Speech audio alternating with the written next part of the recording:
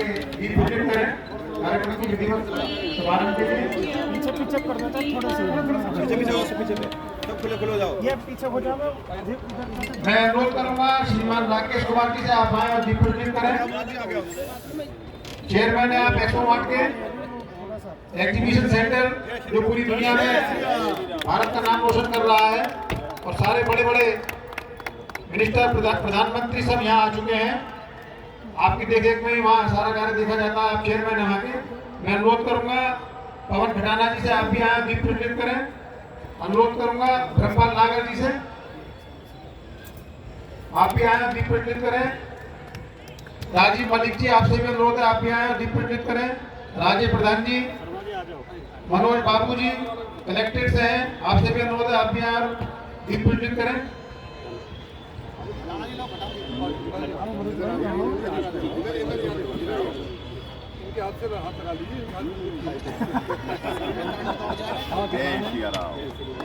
और अध्यक्ष मंजीत सिंह जी से भी अनुरोध करूंगा आप भी कमेटी की ओर से दीप प्रज्वलित में सहयोग करें। दीप प्रज्वलन का कार्यक्रम यहाँ संपन्न होता है। मैं अनुरोध करूंगा श्रीमान राकेश कुमार जी से आप आए भगवान श्री राम के चित्र पर माल्यार्पण करें। बॉबी पीजी हटा दीजिए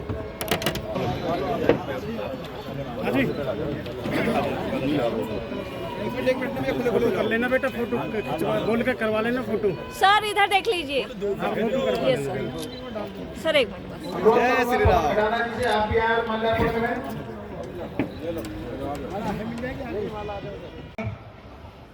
जय श्री राम। मैं श्री रामलीला कमेटी से लगभग शुरू के वर्षों से जुड़ा हूँ। 2006 में हम लोगों ने एक्सपो मार्ट शुरू किया था, 3 में कंस्ट्रक्शन की थी और 5 और 6 के साल में ही हमारे मंजीत जी ने और आप सब ने सहयोग करके इसको शुरू किया। तो बहुत लंबा अरसा है।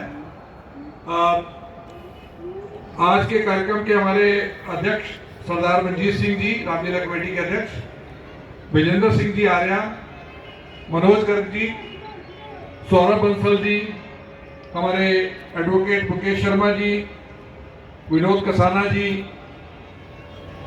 और अपने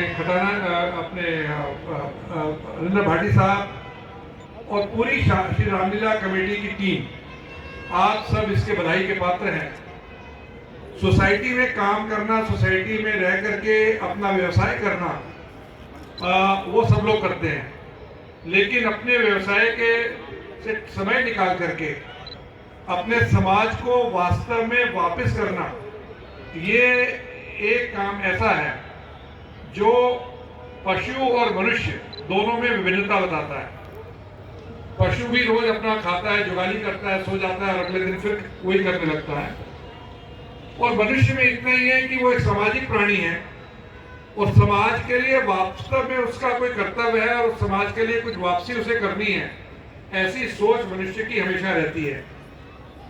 हम लोग आज के समय में जब हमारे बच्चे बाहरी, खासतौर पर वेस्टर्न वर्ल्ड से बहुत प्रभावित हैं, व्हाट्सएप ग्रुप उनका फ्रेंड है, जॉइंट फैमिली खत्म हो रही है, लोगों को धार्मिक जागरूकता कम है और जैसे कि अभी पहले बात की गई, गर्ग साहब ने भी बोला कि तरह तरह के आक्रांता न केवल देश की सीमा में बल्कि देश के भीतर भी हमारे संस्कृति को, हमारे धर्म के खिलाफ बहुत से तरह के प्रपंच रच रहे हैं।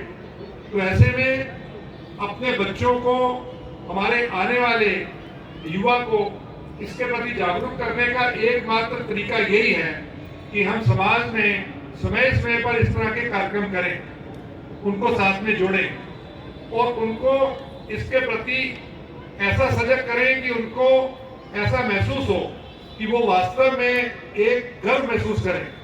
क्योंकि हमारी संस्कृति में अगर आप देखा जाए, जो यहाँ पर आज मंचन किया जाएगा, आज तो श्री अल्लियाबाई जी का कार्यक्रम है, लेकिन वास्तव में जो हमारे दिखाया जाता है कि कैसी शक्ति सामने आती है, कैसी ऊर्जा सामने आती है, कैसा मंचन किया जाता है, तो वास्तव में ये सब चीजें आज की साइंस में मिसाइल, बॉम्ब ये सब चीजें आज लोग सोच रहे हैं। लेकिन आज अगर हम बात करते हैं कि चंद्रमा में पहुंच गए, तो हमारी रामलीला में तो उस समय बताया गया कि आज चंद्रलोक में है नारद जी, और आज मृत्यु लोक पे आ गए, आज पृथ्वी लोक पर आ गए, कल कहीं और आ गए। तो हम सब लोगों ने अगर ये सोचा था तो इसका मतलब वो था उस समय। हमारे आने वाली युवा जो पीढ़ी है वो इसके प्रति जागरूक हो। खासतौर पर मैं आप 2 शब्द और बोलूंगा कि जितने भी बड़े साइंटिस्ट हुए, खासतौर पे जिसने पहला एटम बम बनाया और जो हिरोशिमा पर गिरा, उस व्यक्ति ने भी, जिसने एटम बम बनाया, हमारे भगवत गीता को पहले पढ़ा। आज भी नासा में भगवत गीता को पढ़ाया जाता है, उसका पूरा एक अलग से कोर्स रहता है जो हर साइंटिस्ट को भगवत गीता के बारे में मालूम होता है। तो आज जब हमारे संस्कृति के बारे में दूसरों को जिज्ञासा हो रही है, तो ऐसे में हम लोग अपनी संस्कृति को ना भूलें। तो मैं समझता हूँ कि आपकी सारी टीम जो काम कर रही है वो वास्तव में पूरे देश के लिए और हमारी पूरी अपने जो धर्म है उसके प्रति एक बहुत बड़ा काम है। आप सब अपने व्यवसाय से समय निकाल के कर रहे हैं, इसके लिए बहुत बहुत साधुवाद और आप सबको बहुत बहुत बधाई। धन्यवाद। सभी से मेरा निवेदन है, जो भी श्री राम भक्त यहाँ बैठे हैं आगे से पीछे तक सभी हाथ उठा लें और मेरे साथ बोले जय श्री राम, जय श्री राम, जय श्री राम। और भारत के दुश्मनों को, श्री रामचंद्र जी के दुश्मनों को इस मंच के माध्यम से, शर्मा जी के माध्यम से, वकील साहब के माध्यम से, सरदार मंजीत जी की पूरी कमेटी के माध्यम से एक संदेश देना चाहता हूं कि रामलीला नहीं है, ये यज्ञ है, पूर्व यज्ञ है, जिसमें विश्व, पूरा विश्व अगर एक तरफ हो जाए और भारत एक तरफ हो जाए तो हमारे पास राम की शक्ति है, उस शक्ति को कोई तोड़ नहीं सकता। अगर कोई हिम्मत करेगा तो मैं पाकिस्तान, चाइना को कह देना चाहता हूं कि सारी दुनिया में कोहराम कर देंगे, सारी दुनिया में कोहराम कर देंगे, काफिरों का जीना हराम कर देंगे। हमसे टकराओगे तो लाहौर तक ही नहीं, पूरे पाकिस्तान में जय श्री राम कर देंगे, जय श्री राम कर देंगे। बोलो जय श्री राम।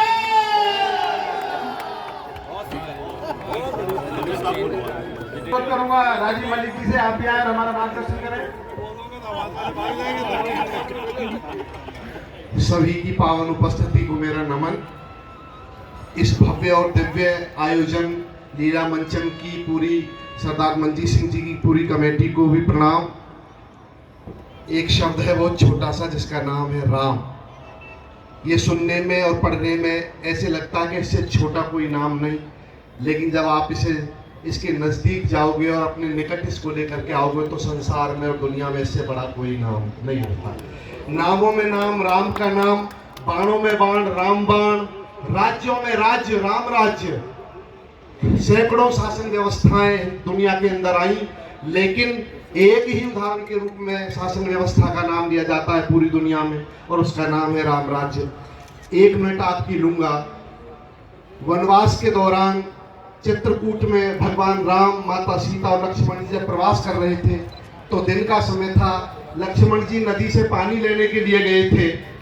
उसी समय कुटी से बाहर शिला पर भगवान राम, श्री राम और माता सीता दोनों बैठे थे। पति पत्नी दोनों में हल्का फुल्का परिहास होने लगा, हास्य विनोद करने लगे। और जब पैर दोनों के शिला पर बैठ के लटका करके पैर दोनों बैठे हुए तो राम जी को थोड़ा परिहास सूझा। अपने चरण देखे, फिर माता सीता के चरण देखे और फिर माता सीता से बोले, मैं सीते, तुम यदि गौर से देखोगी तो आपको समझ में आएगा कि तुम्हारे चरणों से मेरे चरण सुंदर है। तो सीता माता बोली, प्रभु ये पूरी दुनिया में किसी को भी भरोसा नहीं होगा, क्योंकि स्त्रियां तो स्वभाव से ही सुंदर और कोमलांगी होती हैं, तो आप कौन मानेगा कि आपके चरण मुझसे सुंदर है।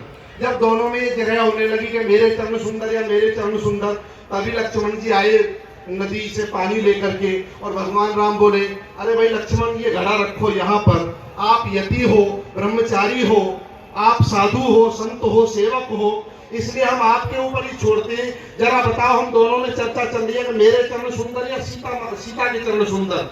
लक्ष्मण जी बोले, प्रभु इस अग्नि परीक्षा में मुझे मत डालो, मैं तो दोनों के चरणों का सेवक हूँ।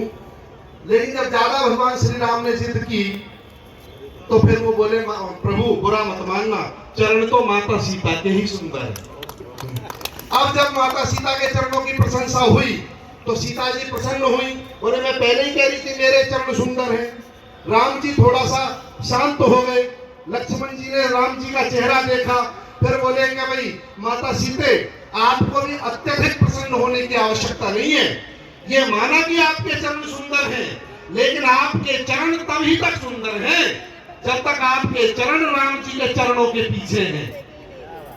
राम के चरणों के पीछे जिसके चरण पड़ेंगे उसके चरण सुंदर हो जाते हैं, वरना चरण तो सभी के उसी हाड़ मांस और खाल के बने हुए हैं। अब माता सीता भी थोड़ा उदास हो गई। जब माता सीता उदास हुई कि भाई इन्होंने तो मेरे भी, तो राम जी खुश हुए।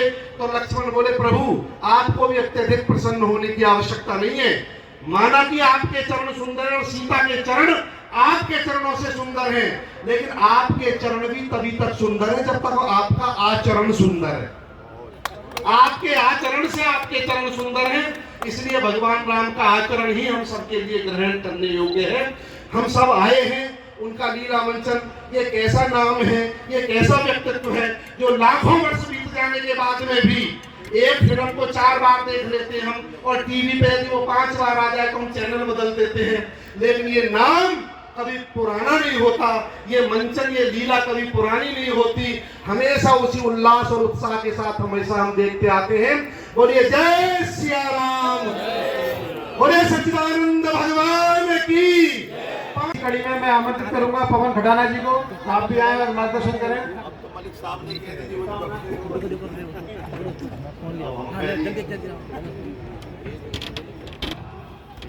ग्रेटर नोएडा की पावन भूमि पर हमारी रामलीला कमेटी के अध्यक्ष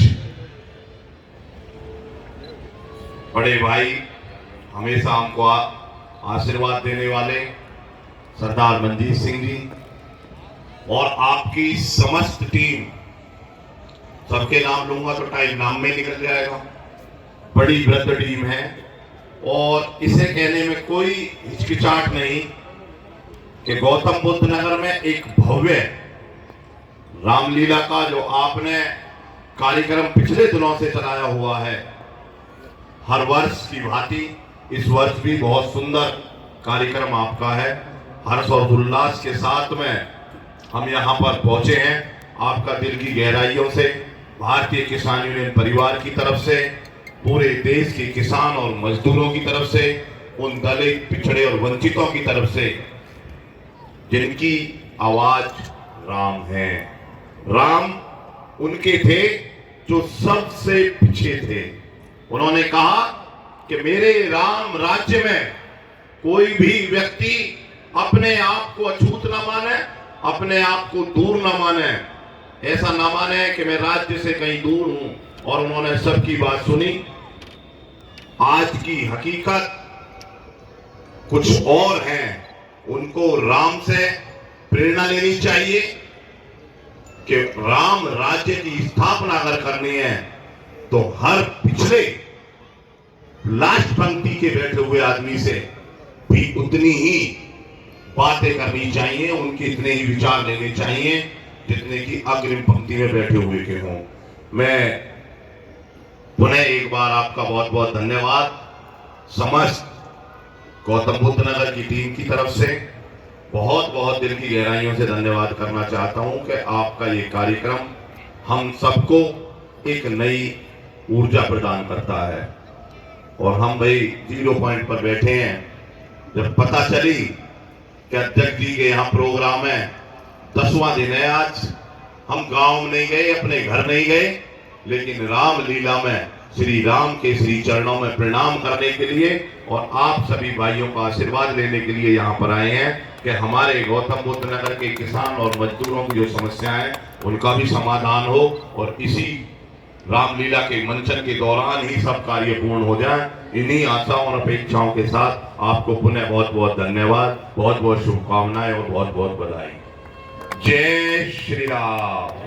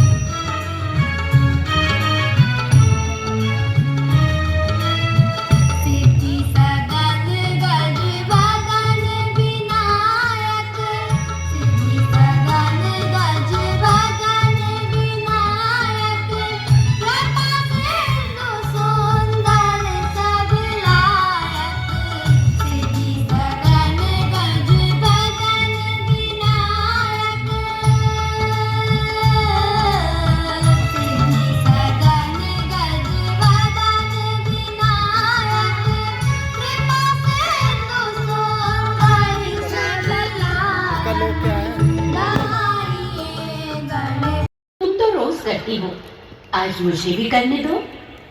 नहीं नहीं राजकुमारी जी, ये काम मैं आपको नहीं करने दूंगी।